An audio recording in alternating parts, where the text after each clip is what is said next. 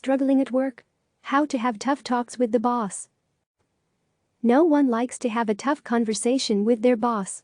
But with so many changes in the workplace and so much uncertainty in the world right now, they are bound to happen. And they should. Open communication is important, but you want to be mindful of your approach. Here are 4 issues employees might be facing now, and tips on how to discuss each with your boss. You're having a hard time working from home. Yes, there are perks to working remotely. But it also can be tough. If you are having a hard time working from home, the first step is to figure out exactly what the problem is. For instance, is it too much work? Do you need more feedback from your boss? Are you having a hard time connecting with your colleagues? Pinpoint what it is and talk to the boss, said Steve Arneson, author of What Your Boss Really Wants from You. Don't just say, I am struggling. Once you've identified the problem, now it's time to ask for what you need to help solve the issue. Here's a good phrase to use with your boss. In order for me to be the most productive, I need. The boss's ears perk up when they hear this phrase, said Amy Cooper Hakim, an industrial organizational psychology practitioner and workplace expert. We want a productive and engaged workforce.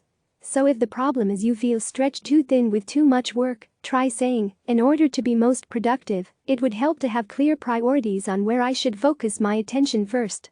You probably aren't alone with your struggles, so try crowdsourcing solutions by opening up the conversation with your colleagues, suggested Dana Brownlee, author of The Unwritten Rules of Managing Up. Try asking others at the next meeting about which practices have helped them, and you can also offer to share what you've learned over the last few months. Not only does this help solve the problem, it also shows some leadership and can help boost morale among the team. You're worried working remotely could stall your career. It is unfortunate, but true. When we aren't in front of someone, we are easily forgotten, said Cooper Hakim. You are going to have to be more proactive when it comes to communicating, especially if there's a hybrid situation where some colleagues have returned to the office, but you're still home. But you can't be too pushy. Figure out what works best for you and your boss when it comes to check-ins and status updates. For some, a quick daily email or Slack with an update on plans for the day will be preferred. Other bosses might want a more formal weekly chat. It is very important that we request a daily or weekly touch base to show that we are on our game, she said. You're feeling overwhelmed. For many working parents, the fall is going to be a big test of how working and caregiving at home will continue to play out. Meeting the demands of full-time work, childcare and education is going to be unsustainable for many.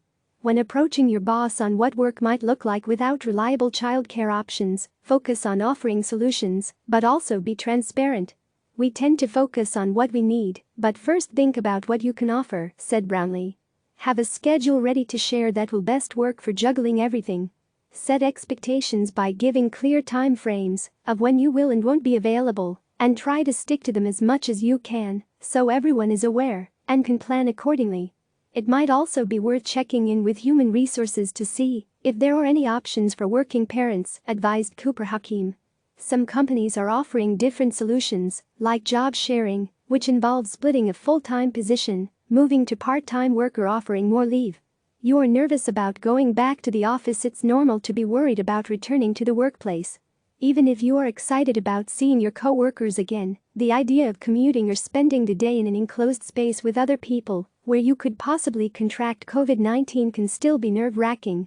Everyone is trying to figure out how to make the workplace as safe as possible, so don't be shy about voicing your concerns and try to be specific. Just be mindful about how you come off. Make sure it doesn't come across in a complaining manner. No one likes a complainer, but they respect those providing constructive suggestions, said Cooper Hakim. Keep in mind that some concerns, particularly when it comes to a pre-existing disability, could require reasonable accommodations from an employer under the Americans with Disabilities Act.